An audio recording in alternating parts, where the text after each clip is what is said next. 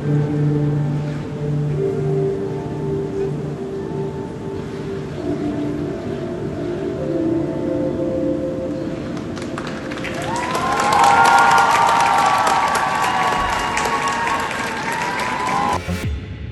поздравляем с победой на мемориале Грушмана. Мы все в шоке от того, что увидели, и от баллов. Какие у тебя ощущения сейчас?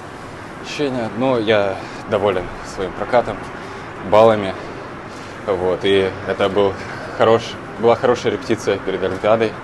Вот теперь я последние 2-3 недели могу со спокойной душой успеть что-то еще улучшить, что получится. Сегодня снова дополнительно себя как-то взволновывал, чтобы это было как действительно тренировка Милана? Да, сегодня, конечно же, именно это и репетировал. Вот, чуть-чуть было тяжело, почему-то сил было не так много, как обычно. Энергия меня не переполняла. Вот, поэтому еще старался вот с этим как-то справиться. Вот, и, по сути, справился. После произвольной программы долго обсуждали что-то с тренерами, как-то уже разбирали по горячим следам сразу прыжки. Что обсуждали вообще? Да, сразу все обсудили. И прыжки. То, что они получились немножко такие с подстраховочными выездами, скромными, не на выкат, свободные. И по дорожке тоже подумали, что надо одно движение поменять, которое меня тормозит, из-за чего-то вторая половина хореографической дорожки может смотреться не так изящно. Петр, расскажи, пожалуйста, что мероприятие значит для тебя, вот именно сегодняшнее? Для меня это просто хорошее соревнование. Тут собрались, честно говоря, даже не ожидал такого, потому что тут собрались и спортсмены хорошие очень, и тренеры, и зрители, и судьи. Все прям как на обычных всероссийских соревнованиях. Вот, так что это очередное соревнование для того, чтобы держать себя в форме. Во время разминки и в целом всей вашей короткой программы Тамара Николаевна сидела на трибуне вместе со всеми зрителями. И вот нам рассказали, что во время разминки, во время исполнения вами элементов, она в какой-то момент начинала свистеть. Вот что это для вас значит? Это какой-то знак, что пора там останавливаться, переходить к следующему? Или что это такое? Вы вообще это слышите? Все-таки далековато. Сегодня я вроде не слышал это, но, с другой стороны, опять же, наверное, как собака Павлова, уже натренирован этим свистом, потому что если Тамара Николаевна так свистит, значит, нужно сделать красивый выезд, улыбнуться, на всех посмотреть, сделать па. Вот, и она это очень любит и добивается каждую тренировку от меня, чтобы я вот именно так и делал. И, наверное, она хотела, чтобы я вот сегодня об этом тоже вспомнил. На трибуне мы также сегодня увидели близких людей, в том числе твоего папу. Часто ли вообще он смотрит соревнования? Нам кажется, что это был действительно он. Мы пытались как-то разделить, заметили знакомую трибуну. Я даже не знал об этом. Вот, потому что родители обычно не смотрят. Мама слишком волнуется. Вот, она потом пересматривает только хорошие прокаты. А папа чуть меньше волнуется, но он обычно, мне кажется, вместе с мамой всегда был на соревнованиях. Так что если он сегодня пришел, то это было очень неожиданно и приятно. А как будете их перед Олимпиадой настраивать, чтобы они там не переволновались сильно? Скажу, что... Спасибо. Скажу, что все под контролем, все в моих руках, и сделаю все, что получится. Будут ли внесены какие-то изменения, может быть, в контент в течение этих 3 недель, или же, скажем так, будешь стоять на своем? У меня перед этим соревнованием была идея чуть сложнее сделать контент, чтобы на Олимпиаде я смог его обратно вернуть, и мне было свободнее кататься. Я думал в короткой делать флип-ридбергер, 4-3 в произвольной, сделать четверной сальхов с тройным максимум каскад.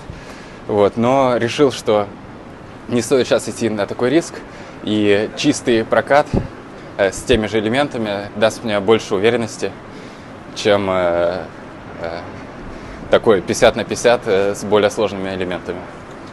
Мы знаем, в принципе, что ты следишь за международными соревнованиями, следишь за соперниками, и сейчас в целом так складывается сезон, что у нас есть лидер Илья Малинин, и все остальные, скажем так, соперники, они не выдают таких же стабильных, чистых прокатов там, с 5 четверными и даже с 4 не всегда получается. Отмечаешь ли ты сам это, и влияет ли это как-то, может быть, на оценку твоих шансов в Милане? Ну да, Илья, конечно, на уровень вперед ушел,